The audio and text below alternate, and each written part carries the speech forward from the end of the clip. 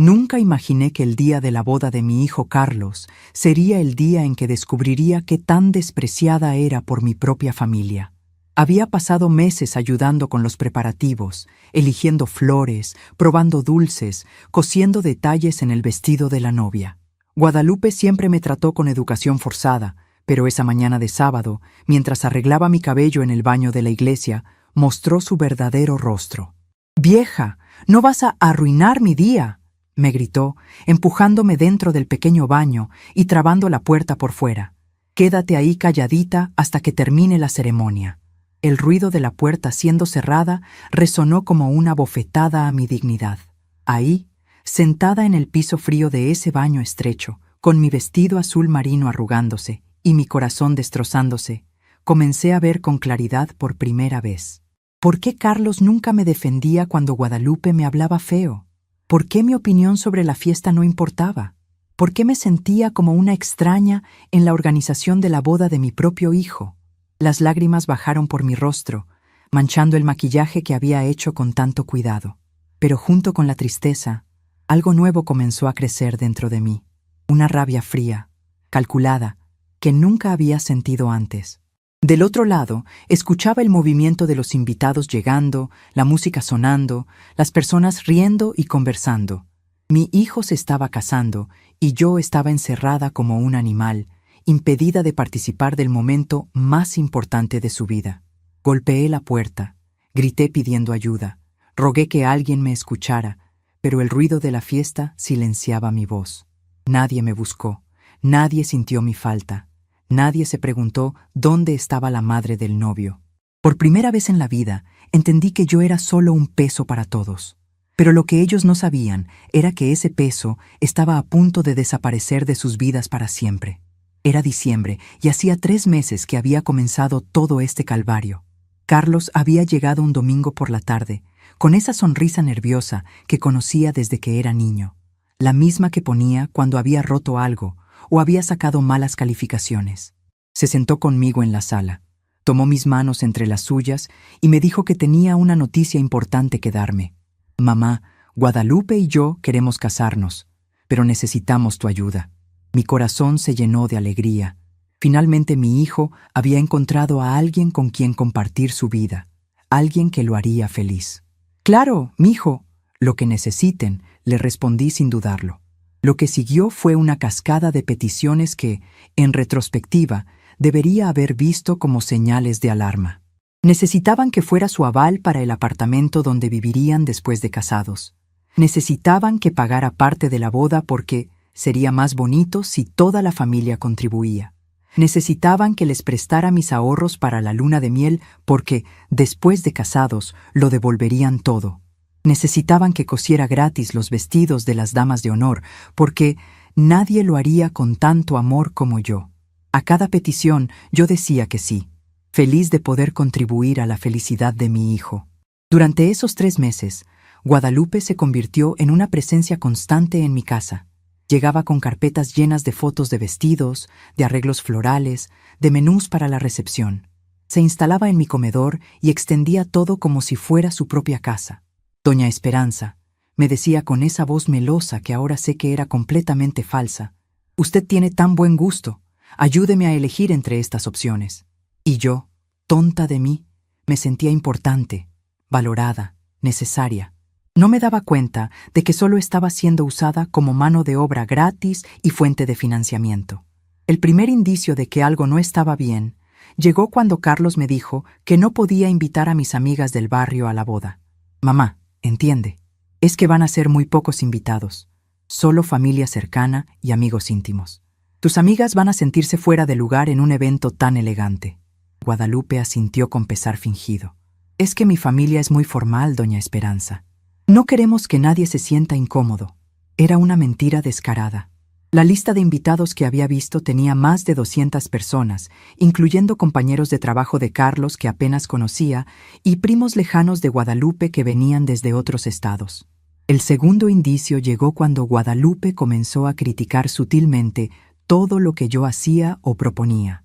Si sugería un tipo de flor, ella encontraba algún defecto. Si proponía un platillo para el menú, ella decía que no iba con el tema de la boda. Si ofrecía ayuda con algún detalle, ella me respondía que ya tenía a alguien más experimentado encargándose de eso. Poco a poco, fui siendo excluida de las decisiones importantes, relegada a tareas menores como doblar servilletas o contar cucharas. Mi papel se había reducido al de una empleada sin sueldo. El tercer indicio, el más doloroso de todos, llegó cuando escuché por casualidad una conversación telefónica de Guadalupe con su madre. Estaba en la cocina preparando café, cuando ella habló sin darse cuenta de que yo podía escucharla desde el comedor. «No te preocupes, mamá. Después de la boda las cosas van a cambiar. Carlos ya me prometió que nos vamos a mudar a un lugar más grande y que su mamá va a entender que los recién casados necesitan su espacio». Guardé silencio, pero esas palabras se clavaron en mi corazón como espinas. ¿Mudar a dónde? ¿Con qué dinero? ¿Y qué pasaría conmigo? Durante las siguientes semanas, comencé a prestar más atención a las conversaciones entre Carlos y Guadalupe. Me di cuenta de que hablaban en código cuando yo estaba presente, usando frases como «después resolvemos eso» o «ya hablaremos de eso más tarde», cada vez que yo preguntaba sobre algo importante. Me convertí en una espía en mi propia casa, tratando de entender qué planes tenían para mi futuro. Era como vivir en una obra de teatro donde todos conocían el guión excepto yo. La confirmación de mis peores sospechas llegó la noche anterior a la boda. Carlos y Guadalupe estaban en mi sala, revisando los últimos detalles, cuando pensaron que me había dormido. Desde mi cuarto, con la puerta entreabierta, escuché la conversación que cambiaría todo. «Mañana después de la fiesta hablas con tu mamá», decía Guadalupe con voz firme. «Le dices que ya somos adultos y que necesitamos nuestro propio espacio, que se busque un departamento cerca de aquí, pero no en la misma casa». Carlos dudó por un momento. «No sé, Lupe.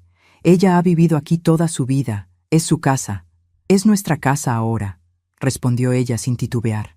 «O ella se adapta a las nuevas reglas o se busca otro lugar donde vivir». Esa noche no pude dormir. Me quedé despierta hasta el amanecer, procesando lo que había escuchado, tratando de entender cómo había llegado a esta situación. Carlos, el niño que había criado sola después de que su padre nos abandonara, el muchacho por quien había trabajado doble turno durante años para pagar sus estudios, el hombre que me decía «te amo, mamá», cada vez que se despedía, estaba planeando echarme de mi propia casa. Y todo por complacer a una mujer que me había estado usando y humillando durante meses. Mientras me arreglaba esa mañana para la boda, me miré en el espejo y vi a una mujer de 67 años que había dedicado toda su vida a cuidar a otros, que había sacrificado sus propios sueños por la felicidad de su hijo, que había creído ingenuamente que el amor familiar era incondicional. Pero también vi algo más en esos ojos cansados. La determinación de una mujer que finalmente había entendido que era hora de defenderse. Si querían jugar sucio, yo les enseñaría cómo se jugaba de verdad. La ironía era cruel. Esa mañana me levanté temprano para ayudar con los últimos preparativos de la boda, planchando el vestido de Guadalupe, acomodando las flores en su peinado, asegurándome de que todo estuviera perfecto para ella. La misma mujer que me había humillado durante meses, que había conspirado para echarme de mi casa, que esa misma mañana me encerraría en un baño como si fuera un animal, recibía mis cuidados maternales sin el menor remordimiento. Era el colmo del desprecio. Cuando llegamos a la iglesia, Guadalupe estaba radiante en su vestido blanco de 3,000 pesos que yo había ayudado a pagar. Carlos lucía elegante en su traje nuevo, también financiado con mis ahorros. Los padres de Guadalupe llegaron en su auto del año, vestidos con ropa cara, tratándome con esa cortesía fría que se reserva para la servidumbre. Don Francisco me saludó con un apretón de manos formal. Doña Carmen me dio 2 besos al aire sin rozar mi mejilla. Era evidente que para ellos yo era solo la madre del novio, una figura secundaria en la historia de sus vidas. El momento de la humillación llegó cuando Guadalupe me pidió que la acompañara al baño para hacer los últimos retoques a su maquillaje. «Doña Esperanza, ¿me ayuda un momentito?». Su voz era dulce como la miel, pero sus ojos tenían esa frialdad que había aprendido a reconocer. Caminamos juntas por el pasillo de la iglesia, ella tomada de mi brazo como si fuéramos las mejores amigas del mundo. Los invitados que nos veían sonreían. Algunos comentaban lo bonita que se veía la novia.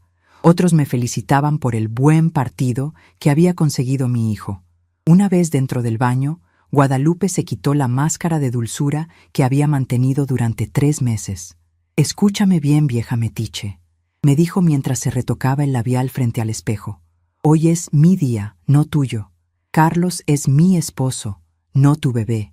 Y después de hoy, las cosas van a cambiar mucho en esa casa». Su transformación fue tan súbita, tan completa, que por un momento pensé que era otra persona. «No vas a arruinar mi boda con tu presencia deprimida y tu cara de mártir.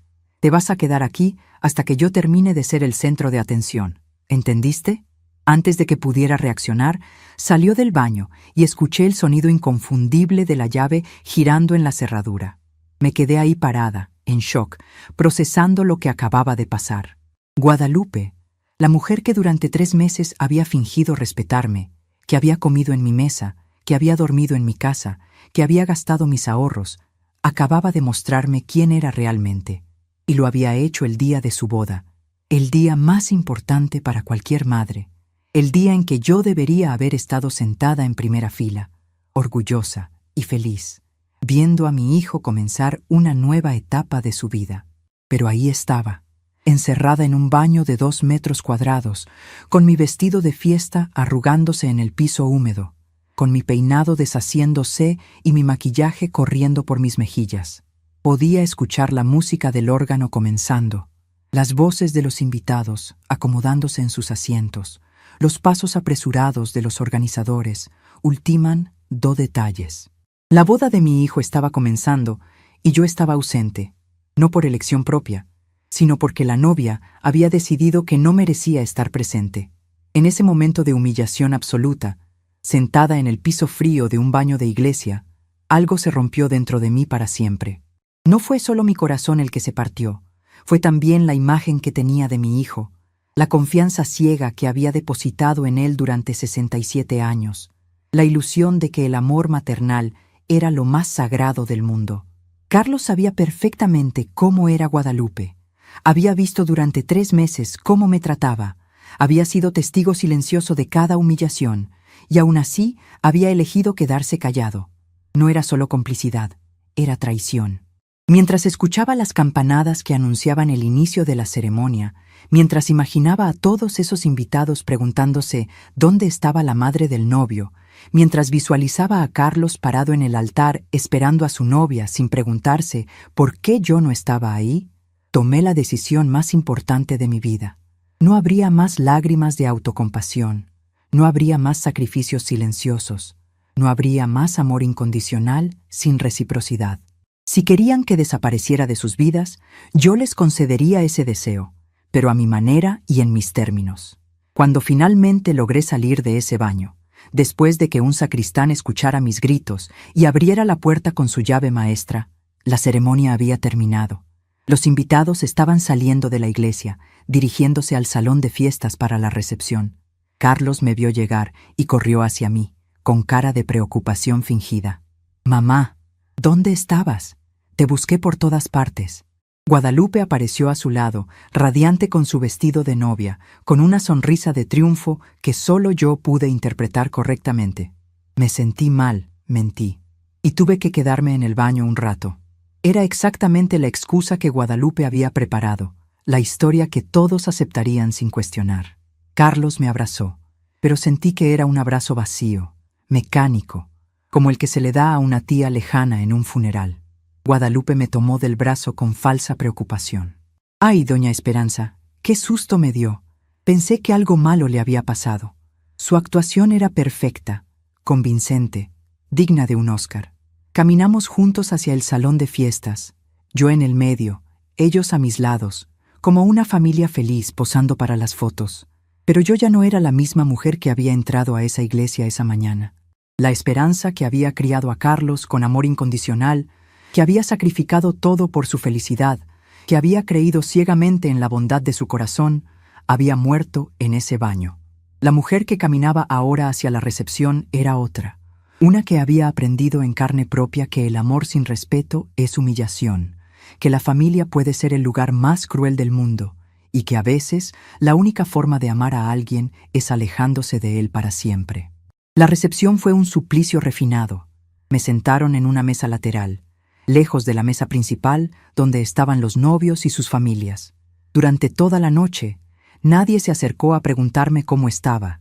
Nadie notó mi ausencia durante la ceremonia. Nadie se dio cuenta de que había estado llorando. Era invisible en la boda de mi propio hijo, un personaje secundario en la historia más importante de su vida.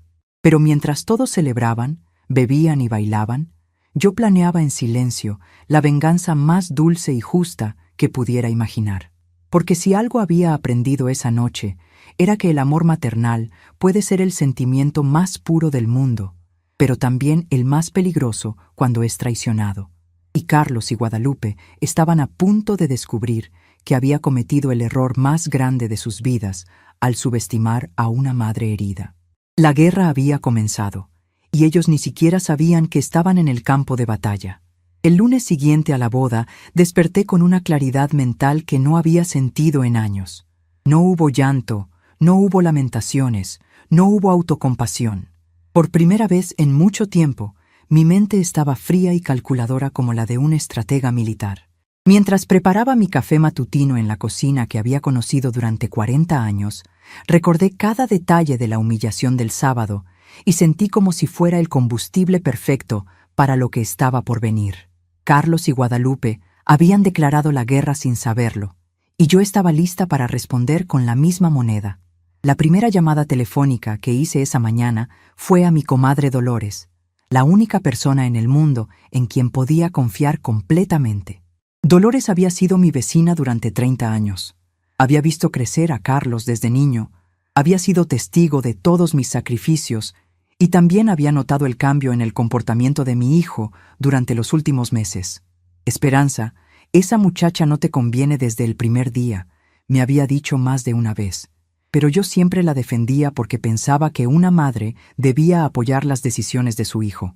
Dolores, necesito contarte algo muy importante, le dije cuando contestó el teléfono.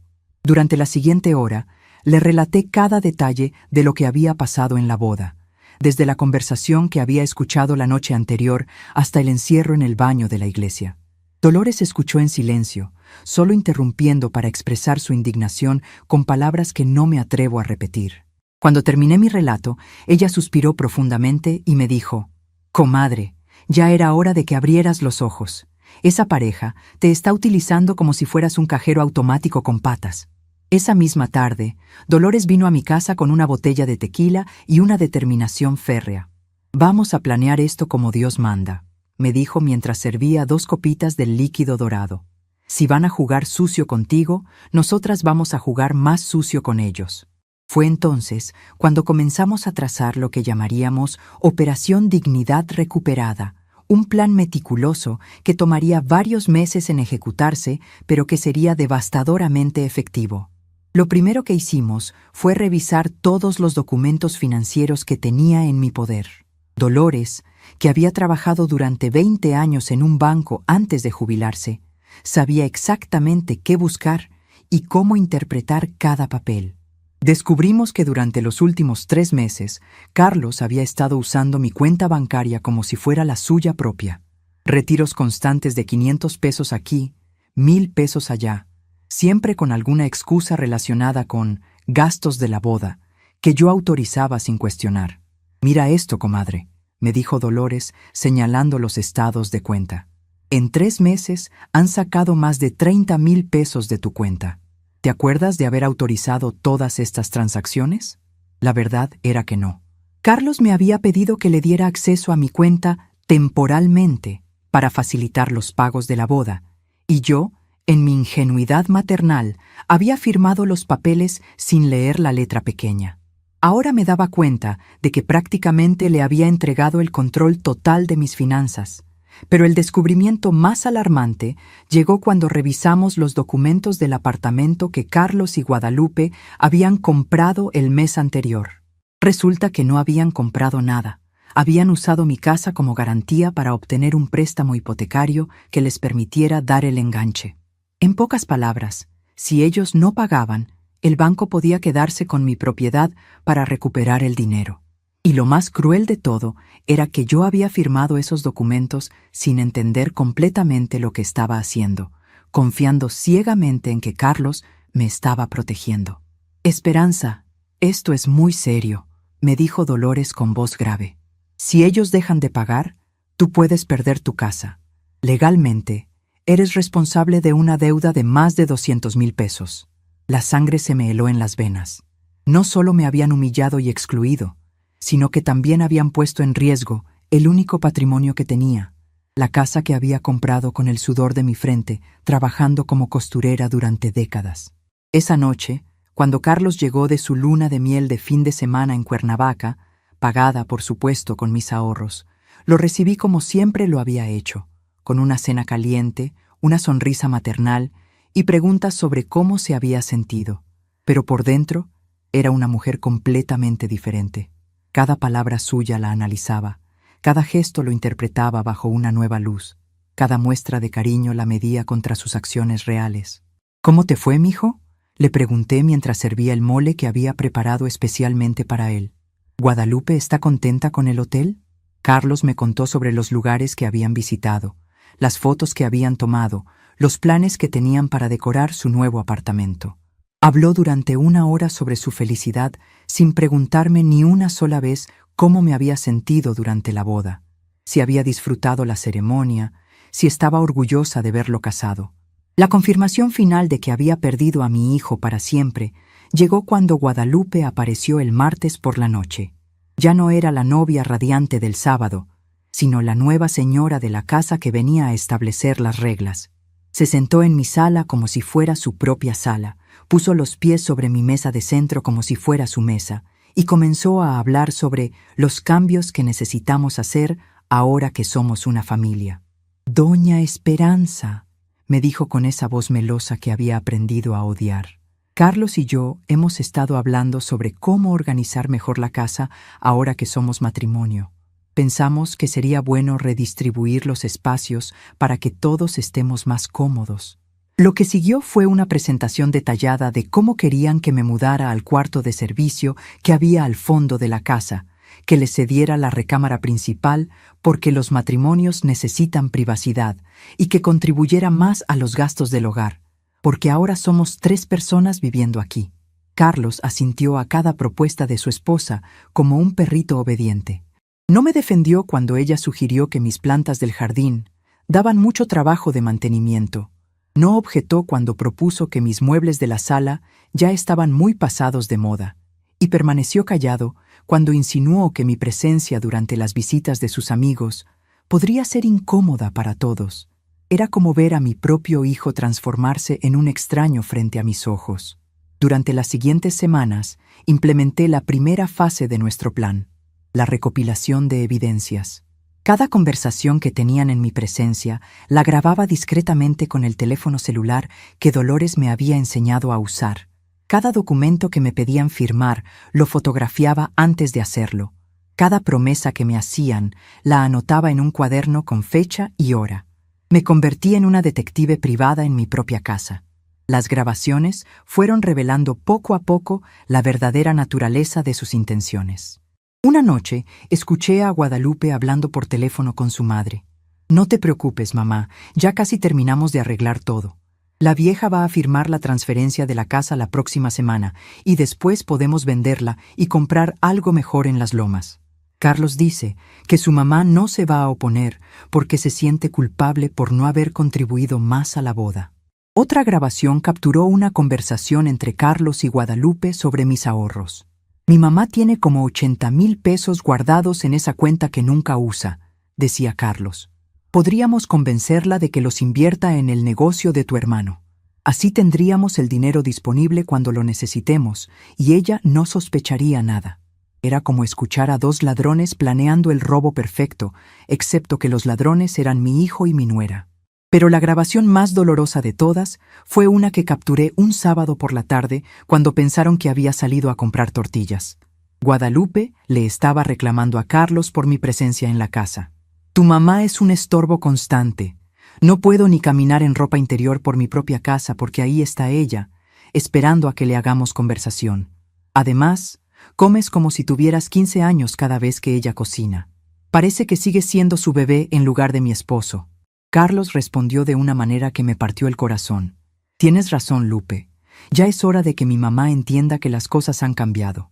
Después de que firmemos todos los papeles, hablaré con ella sobre buscar un lugar para vivir sola. Puede conseguir un departamento pequeño cerca de aquí, algo que esté dentro de su presupuesto. Su tono era frío, calculador, sin el menor rastro del amor que yo pensaba que sentía por mí. Esas palabras me dolieron más de lo que cualquier humillación física podría haberme dolido.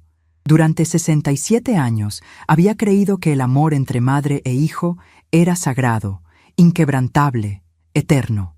Había sacrificado novios, oportunidades de trabajo, momentos de felicidad personal, todo por asegurarme de que Carlos tuviera la mejor vida posible. Y ahora descubría que para él yo era solo un obstáculo entre él y su nueva vida de casado. La segunda fase de nuestro plan comenzó cuando decidí visitar a un abogado. Dolores me acompañó a la oficina del licenciado Miguel Torres, un hombre serio de unos 50 años que se especializaba en derecho familiar y patrimonial.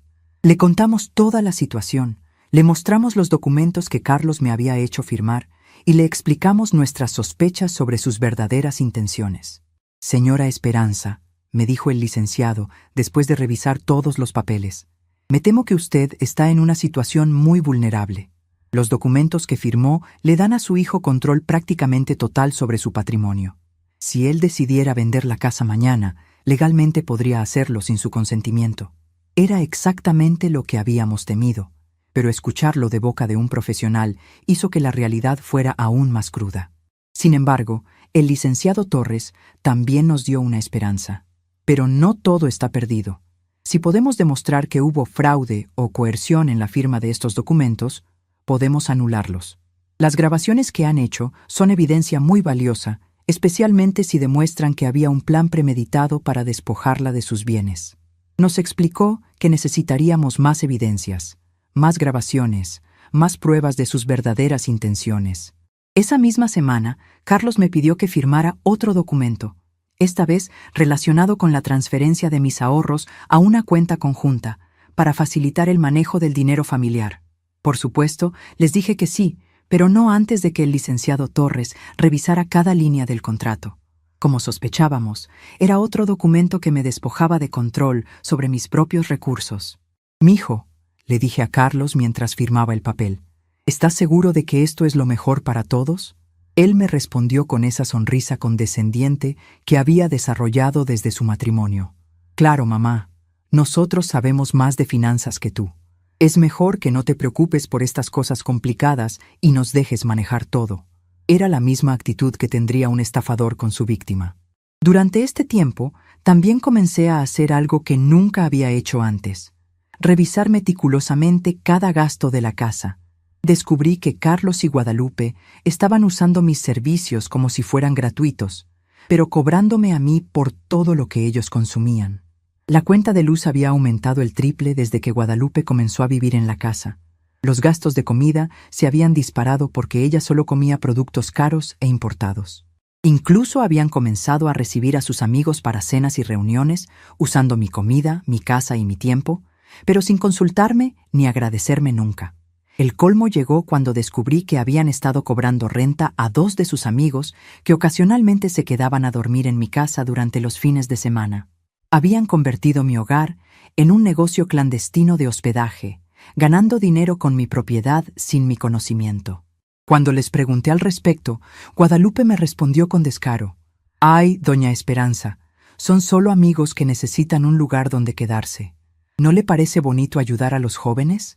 Pero la gota que derramó el vaso llegó un jueves por la noche, cuando escuché a Guadalupe hablando por teléfono con alguien que aparentemente era un agente inmobiliario. «Sí, es una casa de 3 recámaras en la Colonia del Valle, muy bien ubicada. Podríamos venderla en unos 2 meses, después de que terminemos de arreglar algunos papeles legales. ¿Cuánto cree que podríamos obtener por ella?». Mi propia nuera estaba tasando mi casa como si ya fuera suya. Esa noche tomé la decisión final. No iba a esperar a que me echaran de mi propia casa. No iba a permitir que vendieran el patrimonio que había construido con décadas de trabajo. No iba a quedarme callada mientras dos personas que decían amarme planeaban mi destrucción financiera y emocional. Era hora de mostrarles que una mujer de 67 años podía ser mucho más astuta y vengativa de lo que ellos jamás habían imaginado. Al día siguiente comencé a ejecutar la tercera fase de nuestro plan, la más delicada y la más satisfactoria. Durante las siguientes semanas, mientras Carlos y Guadalupe creían que me tenían completamente bajo su control, yo estaría moviendo piezas en el tablero como una maestra del ajedrez. Porque si algo había aprendido en mis 67 años de vida, era que la paciencia y la inteligencia siempre vencen a la avaricia y la arrogancia. Y Carlos y Guadalupe estaban a punto de recibir la lección más cara de sus vidas. El viernes por la mañana, exactamente 2 semanas después de escuchar a Guadalupe cotizar mi casa por teléfono, desperté con una serenidad que no había sentido en meses. Era como si durante la noche hubiera ocurrido una metamorfosis completa en mi interior. La mujer quebrada y humillada que se había acostado la noche anterior había desaparecido para siempre, reemplazada por alguien que finalmente había entendido que la supervivencia requiere acciones, no lágrimas. Mi primera parada esa mañana fue el banco. Llevaba conmigo todos los documentos que el licenciado Torres había revisado, junto con una carpeta llena de evidencias que Dolores y yo habíamos recopilado durante las últimas semanas. El gerente, el señor Ramírez, me conocía desde hacía 15 años y siempre me había tratado con respeto y consideración. «Señora Esperanza», me dijo cuando entré a su oficina, «¿en qué puedo ayudarla hoy?». Le expliqué la situación con la calma de alguien que ha tomado una decisión irrevocable. Le mostré los documentos que Carlos me había hecho firmar, las grabaciones donde él y Guadalupe discutían sobre vender mi casa, y la evidencia de los retiros no autorizados de mi cuenta. El señor Ramírez revisó todo meticulosamente, su expresión volviéndose más grave con cada documento. «Señora, esto es muy serio. Su hijo ha estado utilizando su cuenta como si fuera la suya propia, y los documentos de la hipoteca efectivamente ponen en riesgo su propiedad». Me explicó que, legalmente, yo podía revocar todos los poderes que había otorgado, cancelar las cuentas conjuntas y retirar mi casa como garantía del préstamo de Carlos. «¿Cuáles serían las consecuencias para mi hijo?», le pregunté, aunque ya conocía la respuesta. El señor Ramírez fue directo. «Tendría 30 días para encontrar otra garantía o pagar el préstamo completo. Si no puede hacerlo, el banco iniciaría procedimientos de cobranza que podrían incluir el embargo de sus bienes actuales». Firmé todos los papeles necesarios sin un solo temblor en mi mano. Cancelé las transferencias automáticas, retiré todos los poderes notariales, cambié las claves de acceso a mis cuentas y solicité que cualquier movimiento futuro requiriera mi presencia física y mi identificación. En menos de 2 horas, Carlos y Guadalupe habían perdido completamente el acceso a mis recursos financieros. Mi segunda parada fue la oficina del licenciado Torres. Esta vez fui sola, porque lo que tenía que hacer requería la máxima discreción.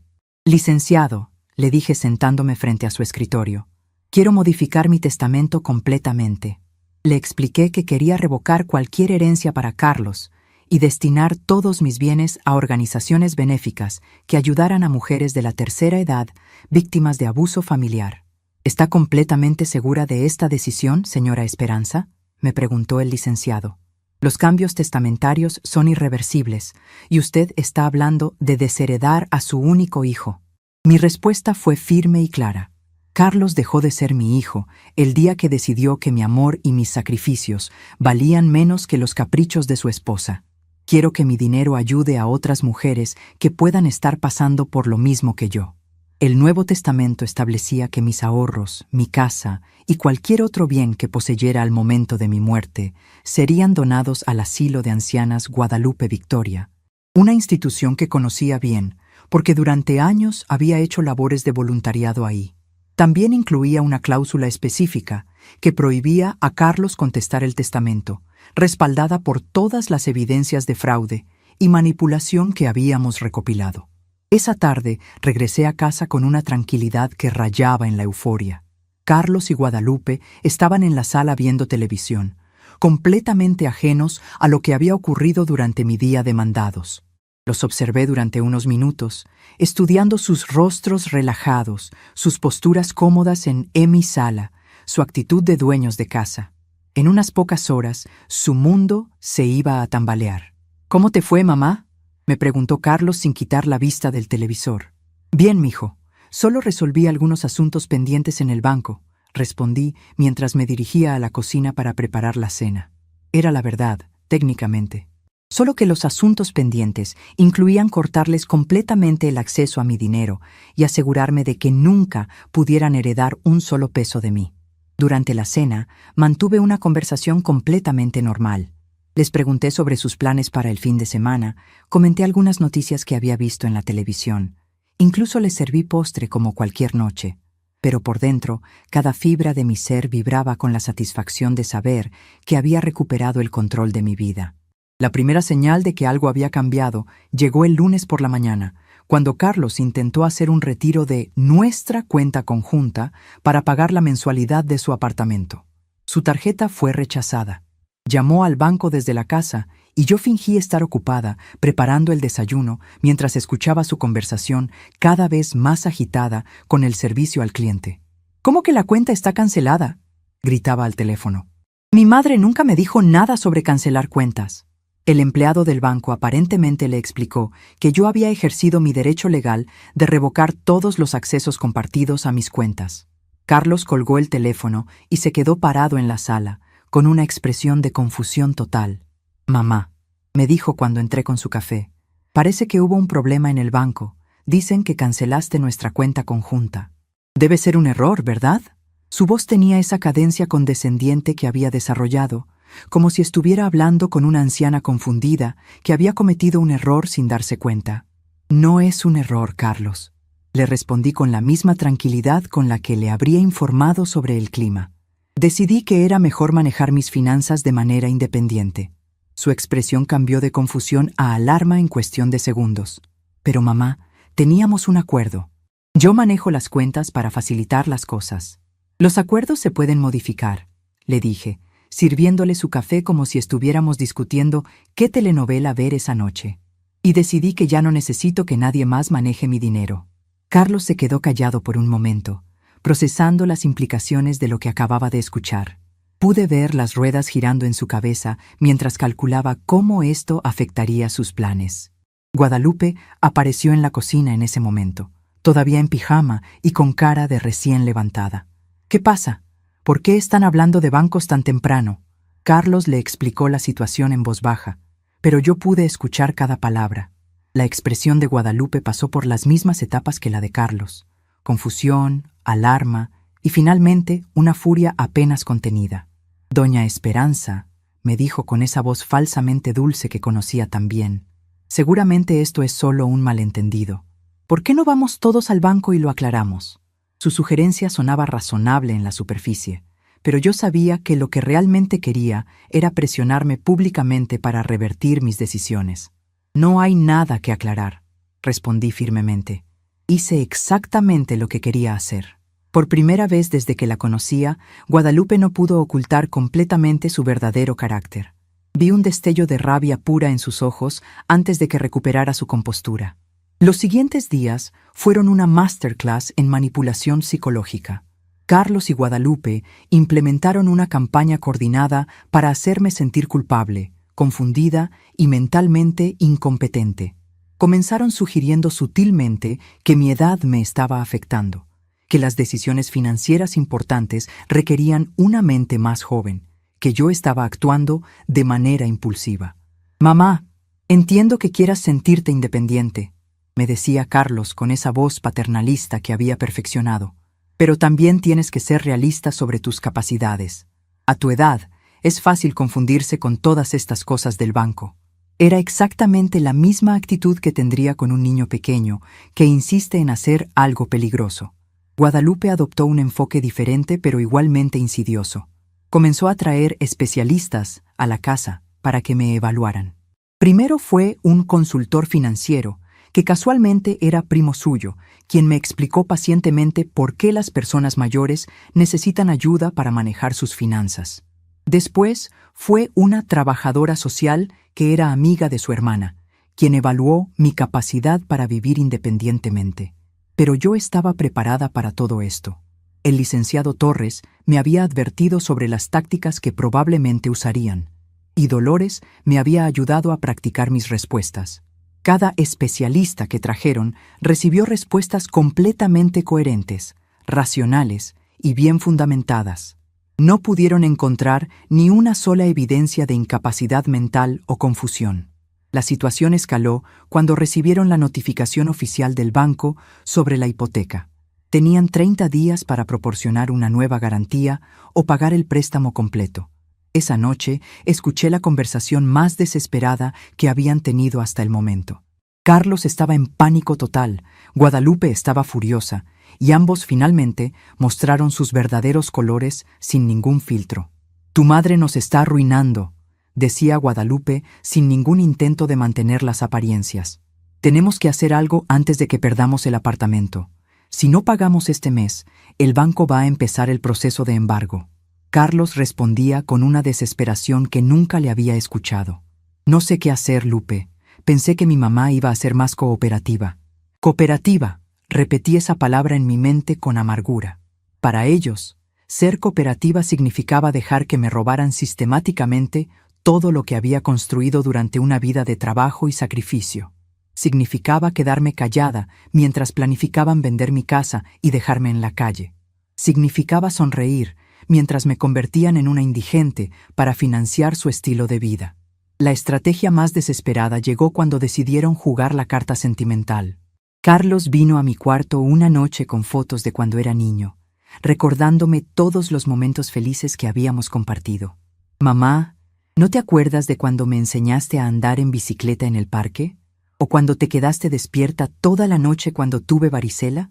Su voz estaba llena de nostalgia manufacturada. «Me acuerdo perfectamente, Carlos», le respondí, tomando una de las fotos en mis manos. «También me acuerdo de todos los trabajos extra que tomé para pagar tu universidad, de todas las veces que me quedé sin comer para que tú tuvieras lo mejor, de todos los novios que rechacé porque dijiste que no te sentías cómodo con la idea de tener un padrastro». Pude ver cómo mi respuesta lo desconcertó. No era el arrebato emocional que esperaba. «Exactamente por eso tienes que entender lo que está pasando ahora», continuó, adoptando un tono más urgente. «Guadalupe y yo no queremos quitarte nada. Solo queremos asegurarnos de que todos estemos protegidos financieramente. Si perdemos el apartamento, tendríamos que venir a vivir aquí permanentemente. ¿Es eso lo que quieres?». Era una amenaza disfrazada de razonamiento lógico. O cooperaba con sus planes, o tendría que soportar tenerlos viviendo en mi casa indefinidamente. Era brillante en su simplicidad y cruel en su ejecución. Pero no sabían que yo tenía mi propia carta bajo la manga. «Tienes razón, Carlos», le dije con una sonrisa serena. «No quiero que tengan que mudarse aquí permanentemente. Por eso he tomado algunas decisiones adicionales que creo que van a resolver todos nuestros problemas». Su expresión se iluminó con esperanza. Pensó que finalmente había encontrado la manera de manipularme. «¿Qué tipo de decisiones, mamá?», preguntó, tratando de ocultar su ansiedad detrás de una sonrisa forzada. «Bueno», le dije, levantándome de la cama y dirigiéndome hacia mi tocador. «Decidí que es hora de hacer algunos cambios importantes en mi vida, cambios que nos van a beneficiar a todos». Saqué de mi tocador una carpeta que había mantenido oculta durante una semana. Contenía documentos que cambiarían sus vidas para siempre, pero ellos no lo sabían todavía. «Mañana voy a tener una reunión muy importante con el licenciado Torres», les dije, disfrutando la expresión de curiosidad y ansiedad en sus rostros. «¿Qué tipo de reunión?», preguntó Guadalupe, que había aparecido en la puerta del cuarto al escuchar nuestra conversación.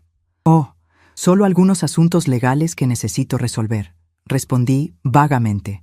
«Cosas relacionadas con la casa, con mis ahorros, con mis planes para el futuro». Lo que no sabían era que la reunión ya había ocurrido. Los documentos en la carpeta eran copias de todos los cambios que ya había implementado: la revocación de poderes, la cancelación de cuentas, el Nuevo Testamento y una sorpresa adicional que había preparado especialmente para ellos. Esa noche dormí mejor de lo que había dormido en meses.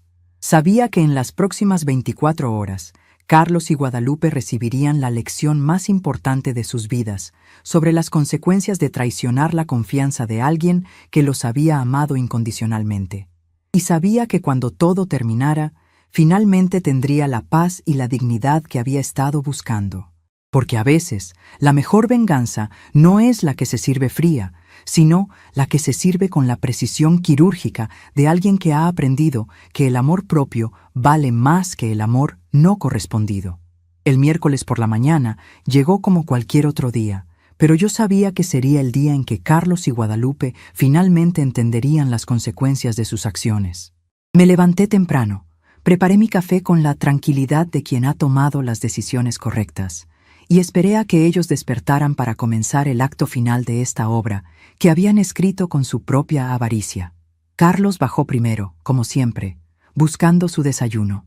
Pero esta vez, en lugar de encontrar la mesa puesta con comida caliente, como había ocurrido durante los últimos 40 años, encontró solo una taza de café frío y un sobre manila con su nombre escrito en mi letra más cuidadosa. «Buenos días, mijo», le dije desde la sala, donde estaba sentada leyendo el periódico con una serenidad que él nunca me había visto antes. «Tu desayuno está en el sobre». Carlos me miró con confusión. Tomó el sobre y lo abrió con manos ligeramente temblorosas. Lo que encontró adentro cambió su expresión de confusión a shock total. El primer documento era una copia de la notificación oficial del banco informándole que ya no tenía acceso a ninguna de mis cuentas y que su préstamo hipotecario había sido marcado como en riesgo debido a la falta de garantías válidas. El segundo documento era una copia de mi Nuevo Testamento, donde quedaba claramente establecido que él no heredaría ni un solo peso de mi patrimonio. Pero el tercer documento fue el que realmente lo hizo palidecer. Era una transcripción completa de todas las conversaciones que había grabado durante las últimas semanas, incluyendo sus planes para vender mi casa, sus comentarios despectivos sobre mí y sus estrategias para manipularme psicológicamente. Cada palabra cruel, cada plan malicioso, cada momento de traición estaba ahí, documentado con fecha y hora. «¿Qué es esto, mamá?», preguntó con voz quebrada. Su arrogancia había desaparecido completamente, reemplazada por algo que nunca había visto en él: miedo genuino. «Es la verdad, Carlos», respondí sin levantar la vista del periódico.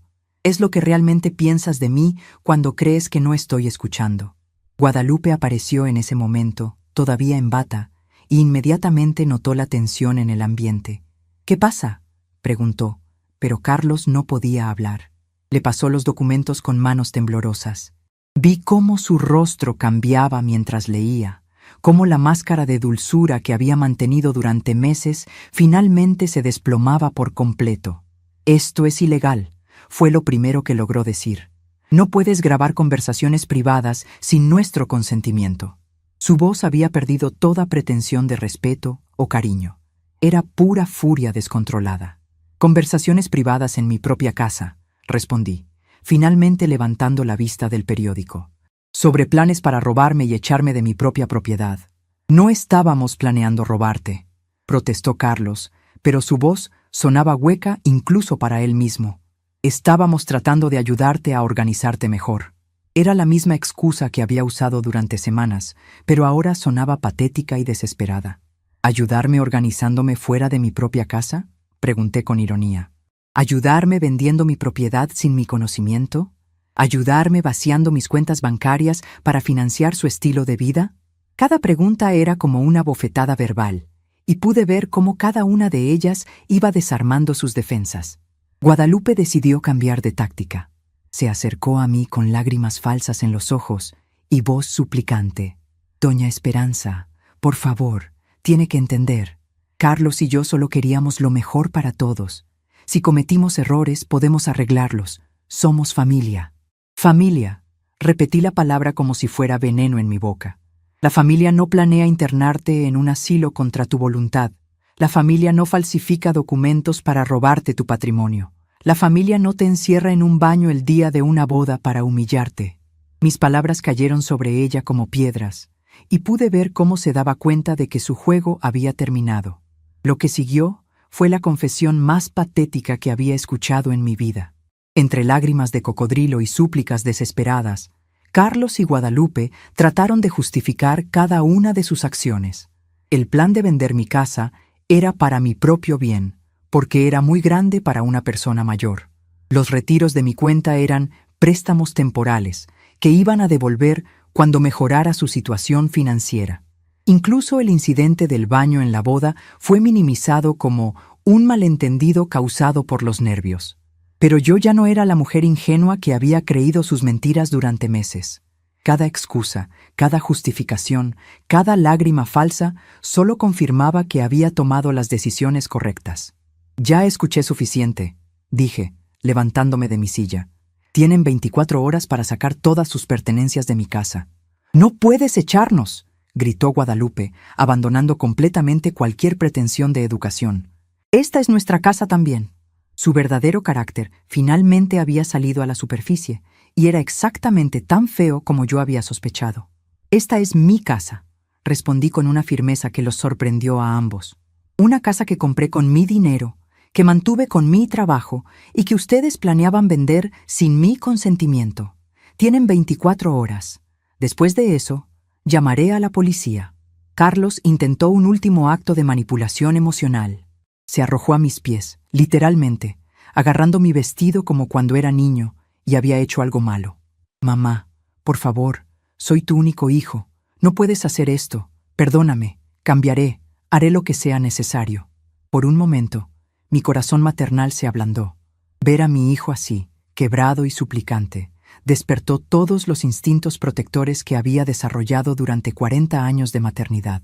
Pero entonces recordé su voz fría, planificando mi futuro en un asilo. Recordé a Guadalupe, encerándome en ese baño. Recordé todas las noches que había pasado sintiéndome como una carga en mi propia casa. Carlos, le dije, ayudándolo a levantarse. Durante 40 años te amé incondicionalmente. Te di todo lo que tenía, sacrifiqué todo lo que era, y nunca pedí nada a cambio excepto respeto. Pero tú elegiste a una mujer que me desprecia, y elegiste ponerte de su lado contra mí. Esa fue tu decisión, y ahora tienes que vivir con las consecuencias. Las siguientes 24 horas fueron las más largas de mi vida. Carlos y Guadalupe alternaron entre súplicas desesperadas y amenazas veladas.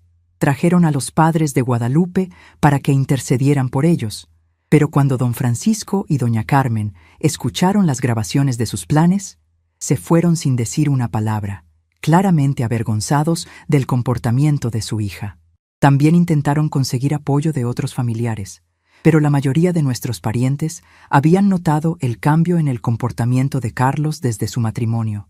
Su tía Rosa, mi cuñada, incluso me llamó para decirme que había estado esperando que yo pusiera límites, porque había visto cómo me trataban en las reuniones familiares. La tarde del jueves, mientras empacaban sus pertenencias, Guadalupe hizo su último intento de lastimarme. «Espero que esté contenta, doña Esperanza», me dijo con veneno en su voz. «Va a terminar sola, sin familia, sin nadie que la cuide cuando esté verdaderamente vieja e indefensa. Y cuando eso pase, no venga a buscarnos. Prefiero estar sola con dignidad que acompañada con humillación», le respondí. «Y en cuanto a estar indefensa, acabas de ver lo indefensa que soy». Mi respuesta la dejó sin palabras, algo que pensé que era imposible. Carlos hizo su despedida final en la puerta de la casa. Sus ojos estaban rojos de llorar, pero ya no me causaba lástima. «Mamá, algún día vas a entender que todo lo que hicimos fue por amor», me dijo, tratando de mantener un último vestigio de superioridad moral. «Carlos», le respondí, «algún día tú vas a entender que el amor real no planifica la destrucción de la persona amada para beneficio propio. Cuando eso pase, tal vez podamos hablar de nuevo. Hasta entonces, cuídate mucho». Cerré la puerta y me quedé parada en el recibidor de mi casa por varios minutos, escuchando el silencio. Por primera vez en meses, era un silencio pacífico. No había voces planeando mi futuro sin consultarme. No había risas despectivas sobre mi ingenuidad. No había conversaciones secretas sobre cómo deshacerse de mí. Durante las siguientes semanas me llegaron noticias indirectas sobre Carlos y Guadalupe. Habían tenido que mudarse a un departamento pequeño en una zona menos deseable porque no podían pagar la renta de un lugar mejor. Guadalupe había conseguido un trabajo de medio tiempo en una tienda, algo que aparentemente consideraba muy por debajo de su estatus social. Carlos había tratado de conseguir prestado dinero de varios familiares para salvar su apartamento, pero nadie quiso arriesgarse después de escuchar sobre lo que me habían hecho. El momento más satisfactorio llegó cuando me enteré de que habían tenido que vender el apartamento por menos de lo que debían del préstamo, dejándolos no solo sin propiedad, sino también con deudas pendientes. La ironía era perfecta. Habían planeado vender mi casa para financiar su vida de lujo y habían terminado perdiendo su propia propiedad mientras yo conservaba la mía. Dolores venía a visitarme regularmente y siempre me traía chismes del barrio. «Comadre», me decía con una sonrisa maliciosa, «Guadalupe fue a la farmacia ayer y María Elena la vio comprando champú barato. ¿Te imaginas? Ella que antes solo usaba productos importados». Nos reíamos como colegialas, pero mi risa tenía un sabor agridulce. Un mes después de que se fueran, Carlos me llamó por teléfono. Su voz sonaba humilde, casi irreconocible. «Mamá, quería decirte que Guadalupe y yo estamos teniendo problemas. Ella dice que todo esto es culpa mía por no haber sabido manejar la situación contigo». No expresé sorpresa. Era exactamente lo que había predicho que pasaría. «¿Y qué piensas hacer al respecto?», le pregunté, genuinamente curiosa sobre su respuesta. «No sé, mamá. Estoy muy confundido. Pensé que había tomado las decisiones correctas, pero ahora veo que las cosas no salieron como esperaba». «Carlos», le dije con una suavidad que no había usado con él en meses, «las decisiones correctas son las que se toman pensando en el bienestar de todos los involucrados, no solo en el beneficio propio. Cuando planificas el futuro de alguien sin incluirlo en la conversación, no estás protegiendo a esa persona, la estás traicionando». Hubo un largo silencio del otro lado de la línea. Finalmente, Carlos habló con voz quebrada. «¿Podrías perdonarme algún día, mamá?». Era la pregunta que había estado esperando, pero también la más difícil de responder. «El perdón no es algo que se otorga de la noche a la mañana, mijo», le dije. «Es algo que se construye con acciones, no con palabras. Cuando estés listo para demostrar que realmente entiendes lo que hiciste mal, y cuando estés dispuesto a hacer cambios reales en tu vida, tal vez podamos empezar a reconstruir nuestra relación». «¿Y mientras tanto?», preguntó con esperanza. «Mientras tanto, aprende a ser el hombre que yo creí que había criado», respondí. «Aprende a valorar a las personas por lo que son, no por lo que pueden darte. Y aprende que el amor verdadero no se basa en el control, sino en el respeto». Esa noche, por primera vez desde la boda, dormí profundamente sin pesadillas. Había recuperado mi casa, mi dignidad y mi paz mental. Carlos y Guadalupe habían aprendido que las acciones tienen consecuencias y que una mujer de 67 años puede ser mucho más astuta y fuerte de lo que ellos jamás imaginaron. No sabía si Carlos y yo podríamos reparar nuestra relación algún día, pero sabía que cualquier reconciliación futura sería en mis términos, basada en respeto mutuo y honestidad. Ya no era la madre desesperada por mantener el amor de su hijo a cualquier costo. Era una mujer que había aprendido que amarse a sí misma es el primer paso para poder amar verdaderamente a otros. Y mientras me quedaba dormida esa noche, en mi propia cama, en mi propia casa, rodeada del silencio pacífico de alguien que finalmente ha encontrado su lugar en el mundo, sonreí sabiendo que había ganado la batalla más importante de mi vida, la batalla por mi propia dignidad.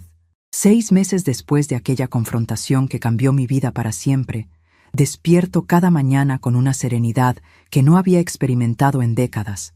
El silencio de mi casa ya no es el silencio pesado de alguien que se siente invisible, sino el silencio dorado de alguien que finalmente ha encontrado su lugar en el mundo. Me levanto sin prisa, preparo mi café exactamente como me gusta, y me siento en mi jardín a contemplar las flores que he plantado durante estos meses de libertad. Mi rutina matutina se ha convertido en un ritual sagrado de autodescubrimiento. Primero, riego las plantas que he ido agregando poco a poco.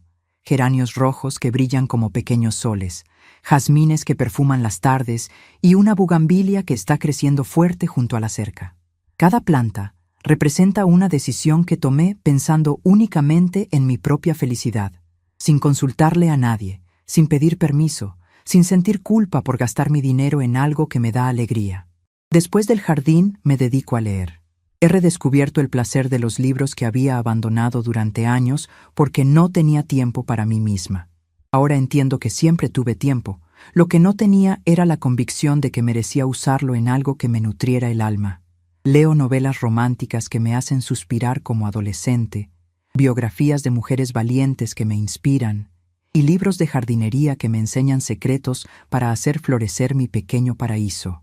Las tardes las dedico a redescubrir amistades que había descuidado durante los años en que toda mi energía estaba concentrada en ser la madre perfecta y la suegra complaciente. Dolores sigue siendo mi confidente más cercana, pero también he renovado vínculos con Rosa, Carmen y Esperanza del grupo de tejido de la parroquia. Nos reunimos los miércoles en diferentes casas, y por primera vez en años puedo participar en las conversaciones sin tener que irme temprano porque Carlos me necesita o porque tengo que preparar la cena para Guadalupe. La transformación más profunda ha sido en mi relación conmigo misma. Durante 67 años, mi identidad había estado completamente definida por mi papel como madre, como cuidadora, como la mujer que siempre pone las necesidades de otros antes que las propias. Ahora estoy aprendiendo a ser simplemente Esperanza, una mujer con gustos propios, opiniones independientes y el derecho fundamental de decir no sin dar explicaciones. He comenzado a hacer cosas que siempre quise hacer, pero que posponía por considerarlas egoístas o innecesarias. Me inscribí en clases de baile de salón en el centro comunitario, donde he conocido a gente maravillosa de mi edad que también está redescubriendo la alegría de vivir para sí mismos. También tomo clases de cocina internacional, no porque necesite cocinar para alguien más, sino porque quiero explorar sabores que siempre me dieron curiosidad. El cambio más visible está en mi apariencia física. He perdido esos kilos que había ganado durante los años de estrés y preocupación constante.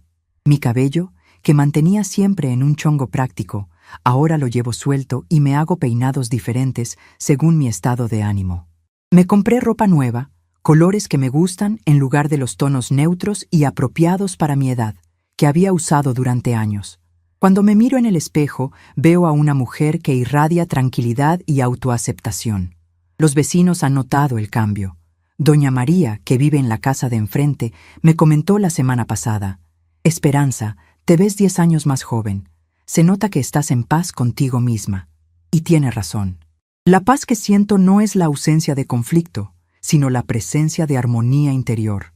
Es la tranquilidad de saber que cada decisión que tomo está alineada con mis valores y mi bienestar. Durante estos meses, Carlos ha llamado 3 veces más. Las conversaciones han sido diferentes cada vez, reflejando su proceso gradual de comprensión sobre lo que realmente pasó entre nosotros. En la segunda llamada, 2 meses después de la primera, su voz sonaba más madura, menos defensiva. Me contó que Guadalupe lo había dejado, culpándolo por haber arruinado su oportunidad de una vida mejor, al no haber sabido manejar la situación conmigo. Ahora entiendo que ella nunca me amó por quien soy. Me dijo con una tristeza genuina que no había escuchado desde que era adolescente. Me amaba por lo que pensaba que yo podía darle, especialmente después de que conociera nuestra casa y viera que tenías ahorros. Era doloroso escucharlo reconocer que había sido manipulado, pero también era necesario para que pudiera crecer como persona. En la tercera llamada, hace apenas un mes, Carlos me pidió permiso para visitarme. No quiero pedirte nada, me aseguró. Solo quiero hablar contigo cara a cara, disculparme como es debido, y quizás empezar a reconstruir nuestra relación si tú estás dispuesta. Le dije que pensaría en su petición y que le daría una respuesta cuando me sintiera lista. He pasado semanas reflexionando sobre esa conversación, no porque tenga dudas sobre perdonarlo eventualmente, sino porque quiero estar segura de que cualquier reconciliación que hagamos sea saludable para ambos.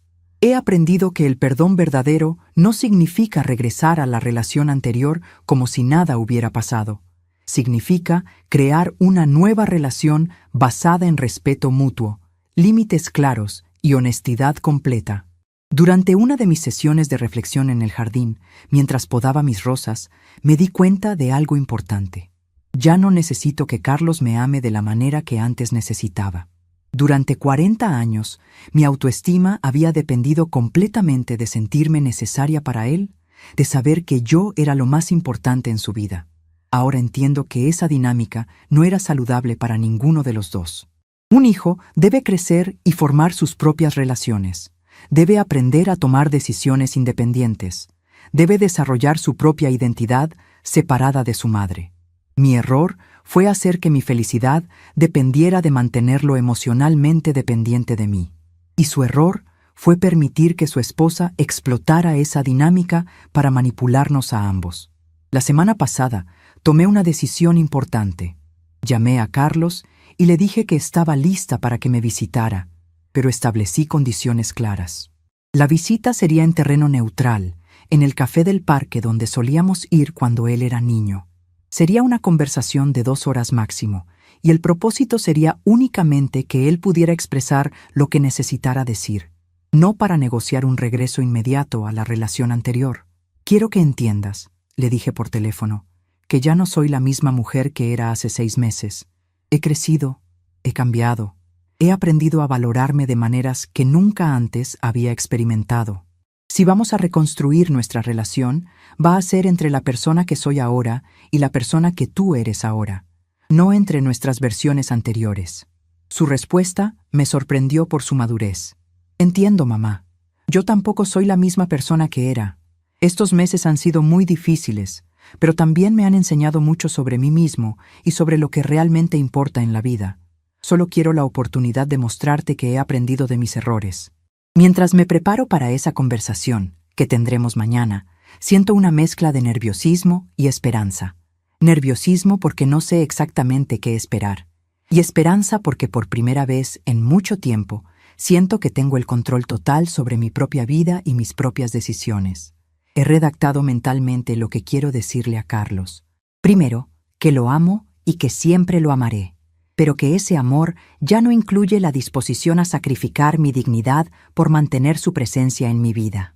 Segundo, que cualquier relación futura entre nosotros debe basarse en respeto mutuo, donde mis opiniones y sentimientos tengan el mismo peso que los suyos. Tercero, que nunca más permitiré que nadie, incluyéndolo a él, tome decisiones sobre mi vida sin mi participación activa y mi consentimiento informado. También quiero decirle que estoy orgullosa de haberme defendido, que no me arrepiento de las decisiones que tomé, y que espero que él pueda estar orgulloso de tener una madre que se valora lo suficiente como para no permitir que la traten mal. Quiero que entienda que mi fortaleza no es una amenaza para él, sino un regalo que puede ayudarlo a crecer como persona. Las noches ahora son mi momento favorito del día. Después de cenar algo ligero que preparo solo para mí, me siento en mi terraza con una taza de té de manzanilla y contemplo las estrellas. Es en estos momentos de quietud absoluta cuando siento más profundamente la transformación que he experimentado. Ya no hay un vacío en mi corazón esperando a ser llenado por la aprobación o el amor de otros. He aprendido a llenar ese espacio con amor propio, con actividades que me nutren, con amistades genuinas y con la satisfacción profunda de vivir de acuerdo con mis propios valores. A veces recuerdo a la mujer que era hace 6 meses, insegura, ansiosa por complacer, dispuesta a aceptar migajas de respeto con tal de mantener la ilusión de ser amada. Y siento compasión por esa mujer, pero también siento gratitud porque su sufrimiento fue el catalizador para mi renacimiento.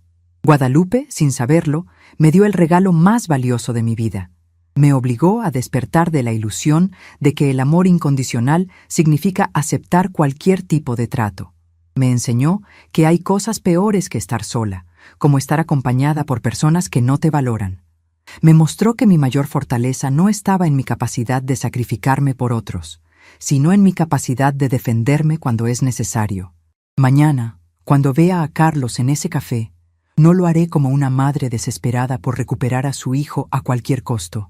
Lo haré como una mujer completa, con una identidad propia, que está dispuesta a explorar la posibilidad de una nueva relación basada en bases más sólidas que las anteriores.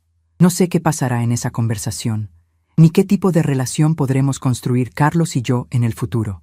Pero sé que, sin importar lo que pase, estaré bien. Porque he aprendido la lección más importante de mi vida, que mi valor como persona no depende de lo que otros piensen de mí, sino de lo que yo pienso de mí misma. Y cuando me acuesto cada noche en mi cama, en mi casa, rodeada del silencio pacífico de alguien que ha encontrado su lugar en el mundo, sonrío sabiendo que por primera vez en 67 años estoy viviendo mi propia vida en lugar de vivir para otros. Esta experiencia también me ha enseñado algo fundamental sobre la maternidad que nunca antes había entendido. Ser una buena madre no significa sacrificar tu identidad por completo. No significa permitir que te falten al respeto. Y definitivamente no significa mantener a tu hijo en una burbuja de dependencia emocional que le impida crecer como persona independiente. He comenzado a escribir un diario donde documento mis reflexiones diarias, mis pequeños logros y los momentos de alegría que antes pasaban desapercibidos. Escribir me ha ayudado a procesar todo lo que he vivido y me ha hecho dar cuenta de que mi historia podría inspirar a otras mujeres que están pasando por situaciones similares. El otro día, mientras organizaba mis fotografías, encontré una imagen mía de hace 5 años en una reunión familiar. En esa foto se puede ver claramente cómo mi sonrisa no llega a mis ojos, cómo mi postura es de alguien que trata de ocupar el menor espacio posible, como si pidiera disculpas por existir.